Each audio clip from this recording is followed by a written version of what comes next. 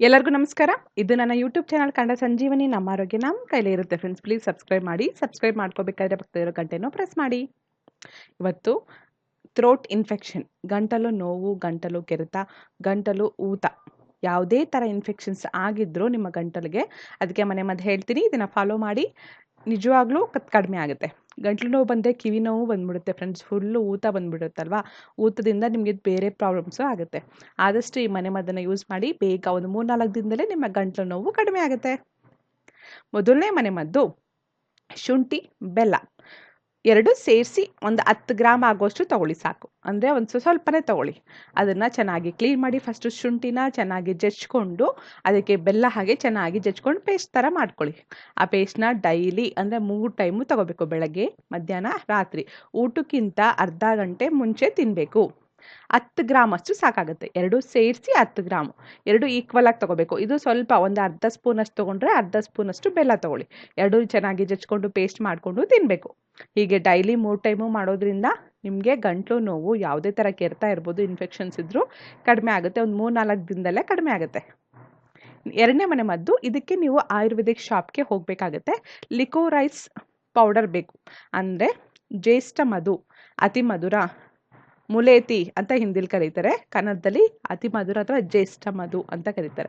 ನಿಮಗೆ ಹೋಗಿ ಜ್ಯೇಷ್ಠ ಮಧು ಪೌಡರ್ ಕೊಡಿ ಅಂತ ಕೇಳಿ, ಅಥವಾ ಮುಲೇತಿ ಪೌಡರ್ ಕೊಡಿ ಅಂತಲೂ ಕೇಳಿ. ನಿಮಗೆ ಕೊಡ್ತಾರೆ ಆಯುರ್ವೇದಿಕ್ ಶಾಪಲ್ಲಿ. ಅದನ್ನು ತೊಗೊಬನ್ನಿ ಒಂದ್ಸಲ.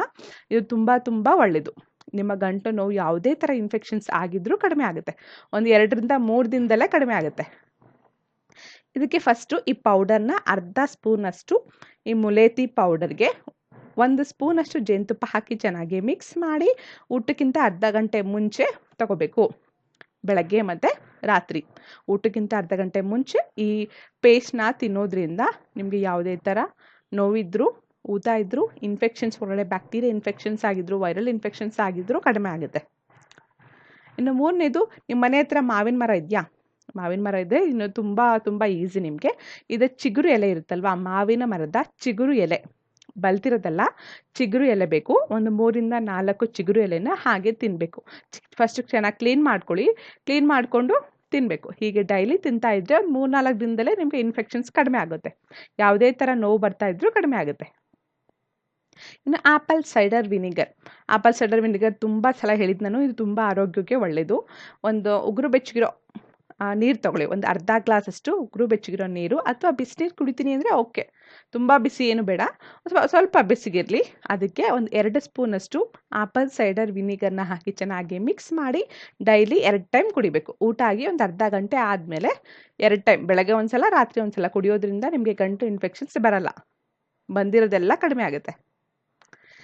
ಇದು ಕಾಮನಾಗಿ ಎಲ್ಲರೂ ಮಾಡೋವಂಥದ್ದೇ. ಒಂದು ಸ್ವಲ್ಪ ಉಗುರು ಬೆಚ್ಚಗಿರೋ ನೀರನ್ನ ತಗೊಂಡು ಅದಕ್ಕೆ ಅರ್ಧ ಹೋಳು ನಿಂಬೆಹಣ್ಣು ರಸ, ಒಂದು 2 ಸ್ಪೂನಷ್ಟು ಜೇನುತುಪ್ಪ ಹಾಕಿ ಚೆನ್ನಾಗಿ ಮಿಕ್ಸ್ ಮಾಡಿ ಡೈಲಿ ಒಂದು 2-3 ಸಲ ಕುಡೀರಿ.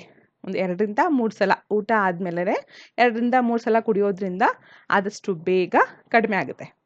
ಈ ಜೇನುತುಪ್ಪ ಮತ್ತು ನಿಂಬೆಹಣ್ಣು ರಸ ಆದಷ್ಟು ಬೇಗ ಇನ್ಫೆಕ್ಷನ್ಸ್ ಎಲ್ಲನೂ ಕಡಿಮೆ ಮಾಡುತ್ತೆ. ಇನ್ನು ಊತ ಬಂದಿದ್ರೆ, ಇವಾಗ ಗಂಟ್ಲು ನೋವು ಬಂದುಬಿಟ್ಟಿರುತ್ತೆ, ಫುಲ್ಲು ಊತ ಬಂದ್ಬಿಟ್ಟು ದಪ್ಪ ಆಗಿಬಿಟ್ಟಿರುತ್ತೆ ಗಂಟೆಲ್ಲ. ಆ ಟೈಮಲ್ಲಿ ಈರುಳ್ಳಿ ತೊಗೊಳ್ಳಿ. ಒಂದು ಮೀಡಿಯಮ್ ಸೈಜ್ ಈರುಳ್ಳಿನ ಚೆನ್ನಾಗಿ ಪೇಸ್ಟ್ ಮಾಡ್ಕೊಳ್ಳಿ. ಆ ಪೇಸ್ಟ್ನ ಅಪ್ಲೈ ಮಾಡಬೇಕು.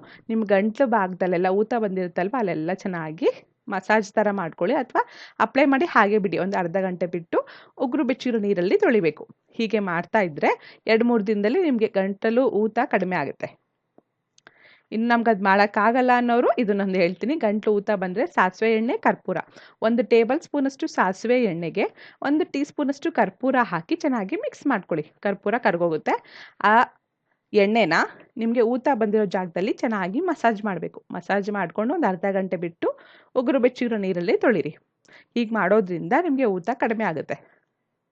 ಇನ್ನು ಗಾರ್ಗಲ್ ಮಾಡೋದು ಅಂದರೆ ಬಾಯಿ ಮುಕ್ಕಳಿಸೋದು.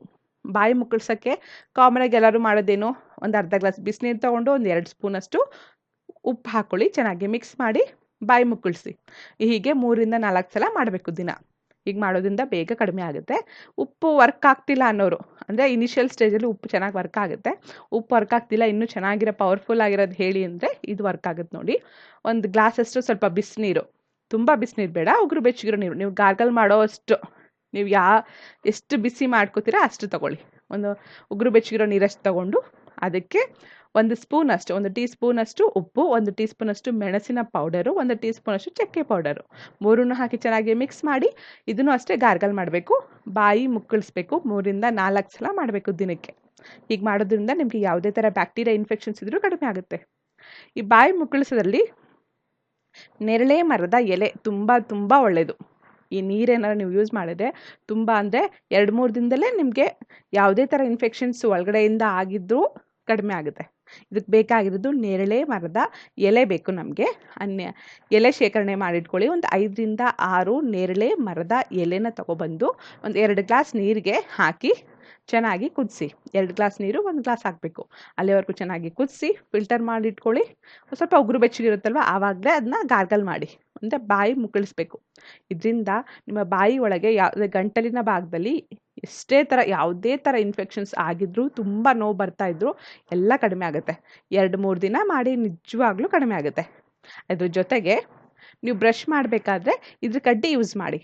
ಅಂದರೆ ನೇರಳೆ ಮರದ ಕಡ್ಡಿ ಇರುತ್ತಲ್ವಾ, ನಾವು ಬೇವಿನ ಕಡ್ಡಿ ಯೂಸ್ ಮಾಡ್ತೀವಲ್ಲ ಬ್ರಷ್ ಮಾಡೋದಕ್ಕೆ, ಅದೇ ಥರ ನೇರಳೆ ಮರದ ಕಡ್ಡಿನೂ ಅಷ್ಟೇ ತುಂಬ ಒಳ್ಳೆಯದು ಬ್ರಷಿಂಗ್ಗೆ. ಆ ಕಡ್ಡಿನ ತೊಗೊಬಂದು ಚೆನ್ನಾಗಿ ಒಂದು 2-3 ದಿನ ಚೆನ್ನಾಗಿ ಬ್ರಷ್ ಮಾಡ್ಕೊಳ್ಳಿ. ನಿಮ್ಮ ನಾಲಿಗೆ ಎಲ್ಲ ಕ್ಲೀನ್ ಮಾಡ್ಕೊಳ್ಳಿ, ಗಂಟ್ಲು ಭಾಗದಲ್ಲೆಲ್ಲ ಕ್ಲೀನ್ ಮಾಡ್ಕೊಳ್ಳಿ ನೀಟಾಗಿ. ಆ ಕಡ್ಡಿಯಿಂದ ನಿಮಗೆ ಇನ್ಫೆಕ್ಷನ್ಸ್ ಆಗಿರೋದೆಲ್ಲ ಕಡಿಮೆ ಆಗುತ್ತೆ.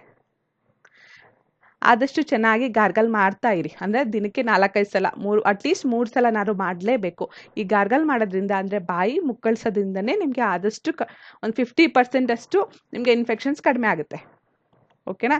ನಾನು ಹೇಳೋದನ್ನ ಕರೆಕ್ಟಾಗಿ ಫಾಲೋ ಮಾಡಿ, ನಿಜವಾಗ್ಲೂ ಕಡಿಮೆ ಆಗುತ್ತೆ. ನಿಮಗೆ ಈ ವಿಡಿಯೋ ಇಷ್ಟ ಆದರೆ ಪ್ಲೀಸ್ ಲೈಕ್ ಮಾಡಿ, ಶೇರ್ ಮಾಡಿ, ಸಬ್ಸ್ಕ್ರೈಬ್ ಮಾಡಿ. ಒಂದು ಮಾತು ಹೇಳೋದು ಮರ್ತ್ಬಿಟ್ಟೆ, ಜಾಸ್ತಿ ಬಿಸಿನೀರೇ ಕುಡಿತಾ ಇರಿ ಫ್ರೆಂಡ್ಸ್. ತಣ್ಣೀರು ಕುಡಿಬೇಡಿ. ಅದರಲ್ಲೂ ಫ್ರಿಜ್ಜಲ್ಲಿರೋ ನೀರನ್ನ ಕುಡಿಬಾರ್ದು. ನಿಮಗೆ ಗಂಟ್ಲು ನೋವು ಬಂದಾಗ ನೆನ್ಪಿಟ್ಕೊಳ್ಳಿ, ಫ್ರಿಜ್ ನೀರು ಕುಡಿಬೇಡಿ, ಬಿಸಿ ನೀರೇ ಕುಡಿತಾ ಇರಿ. ಸ್ವಲ್ಪನೇ ಬಿಸಿನೀರು ಕುಡಿತಾ ಇರಿ. ನಿಮಗೆ ಗಂಟ್ಲು ಭಾಗದಲ್ಲೆಲ್ಲ ಇನ್ಫೆಕ್ಷನ್ಸ್ ಎಲ್ಲ ಕ್ಲಿಯರ್ ಆಗ್ತಾ ಇರುತ್ತೆ. ಜಾಸ್ತಿ ಬಿಸಿನೀರು ಕುಡಿತಾ ಇರಿ. ಜಾಸ್ತಿ ಮಾತಾಡಬಾರ್ದು. ಆದಷ್ಟು ರೆಸ್ಟಲ್ಲಿರಬೇಕು ಆ ಟೈಮಲ್ಲಿ. ಅದನ್ನ ನೆನ್ಪಿಟ್ಕೊಳ್ಳಿ. ಓಕೆನಾ? Thanks for watching. ಜೈ ಹಿಂದ್, ಜೈ ಕರ್ನಾಟಕ ಮಾತೆ.